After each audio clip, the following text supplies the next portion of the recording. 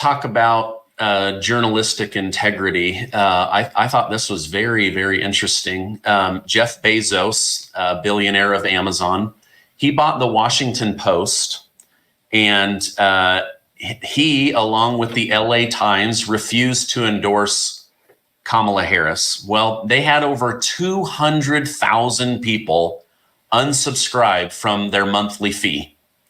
So he's taken it on the chin, right? But he's a pretty bold guy. He became, one of the richest men in the world for a reason.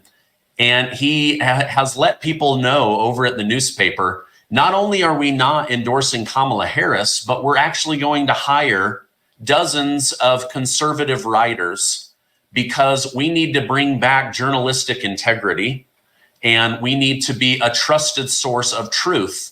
It really caught me off guard. In fact, let me just, I'm just going to pull this up. This is from Colin Rugg over on Twitter, but these are Jeff Bezos' words. Most people believe the media is biased. Anyone who doesn't see this is paying scant attention to reality, and those who fight reality lose. Reality is an undefeated champion. It would be easy to blame others for our long and continued fall in credibility, and therefore the decline in impact. But a victim mentality will not help. Complaining is not a strategy. We must work harder to control what we can control to increase our credibility. Presidential endorsements do nothing to tip the scales of an election. He then goes on. This goes on for a couple more pages, but I thought good for Jeff Bezos for coming out saying, I'm not putting my reputation on the line. And while we're talking about it, we need to actually increase our credibility by having both sides of a story, telling the truth, not leaning into the echo chambers. What are your thoughts on his comments? It's interesting because I think that, like, left to his own devices, I mean, look, he's looking at this from a business perspective. And from that, I'm glad he's leading the way, because this gets back to like woke ideology that hopefully a bunch of these other companies go, hey, I mean, what was the old saying that Michael Jordan said, that Republicans buy Nikes too? I think that these guys, the question I have is it too late? I don't think anyone on the conservative side is like, okay, you got Sean Spicer or Stephen Gardner to write a column in the Washington Post are going to go back. The reporting has sucked for decades. I'm done with it. I don't think people are going to resubscribe. I in some ways I appreciate it because he's at least acknowledging something, but it's sort of like telling somebody who has, stage 4 lung cancer, who smoked 5 packs a day, who kind of says, hey, I should quit smoking. It's like at some point, unfortunately, it's too late. The damage has been done. And I don't know that you can come back from this as a company. The Washington Post is in the camp of the left. Jeff is right, but I think it's too late. Yeah, it may be, but I at least appreciated him. Well, and that's why I'm saying I appreciate the fact that, because other companies might say we can't go down this hole.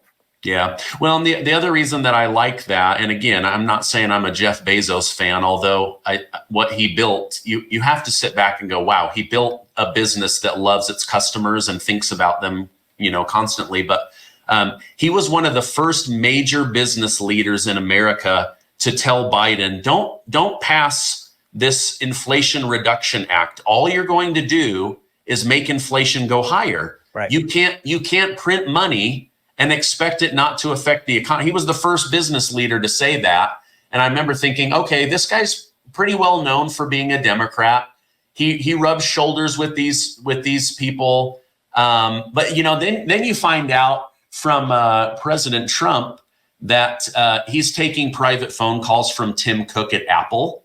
Mm-hmm. He's taking private calls from the CEO of Google. I thought that was really interesting that they're all suddenly making these phone calls to Donald Trump instead of to the Kamala. Because I think these guys see, Stephen, the one thing that those guys know better than anybody is I have an old saying, data doesn't lie, right? Every once in a while, I've got Waze on in the car and it'll say, turn it right and then go left. And I'll be like, I know this area, you should. And I keep reminding myself, the Waze, the data that it's using doesn't care that I know a secret route. It's saying this is quicker, take it. And they know what they're seeing in the early vote.